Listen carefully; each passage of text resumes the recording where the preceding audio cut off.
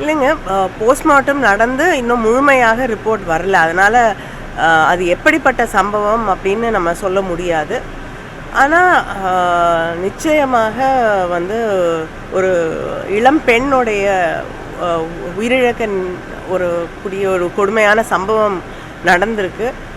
முதலமைச்சர் அவர்கள் விரைந்து குற்றவாளிகளை கண்டுபிடிக்க வேண்டும் என்று உத்தரவிட்டிருக்கிறார்கள்.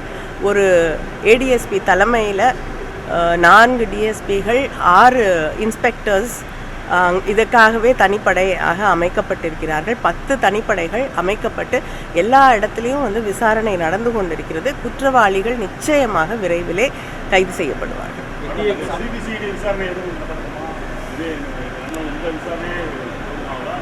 இல்லைங்க, 10 தனிப்படைகள் அமைக்கப்பட்டு விசாரணை நடைபெற்று கொண்டிருக்கிறது. யார் குற்றவாளிகள்னு முதல்ல நம்ம கண்டுபிடிக்கணும்.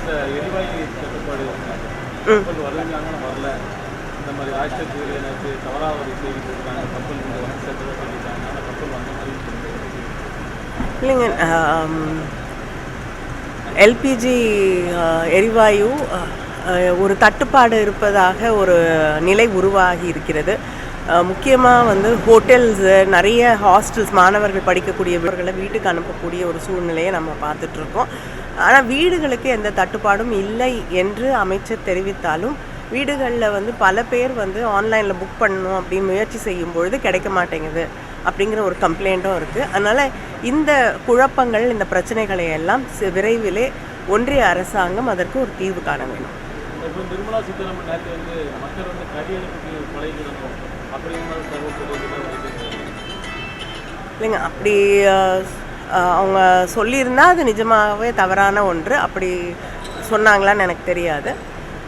ஆனால் இருக்கக்கூடிய ஒரு போர் இருக்கக்கூடிய ஒரு சூழல், அப்பொழுது மக்களை பாதுகாக்க வேண்டிய கடமை ஒன்றிய அரசாங்கத்திற்கு இருக்கிறது. அவர்களுடைய அன்றாட தேவைகளை அவர்களுக்கு தந்து அவர்களை பாதுகாக்க வேண்டிய கடமை ஒன்றிய அரசாங்கத்திற்கு இருக்கிறது.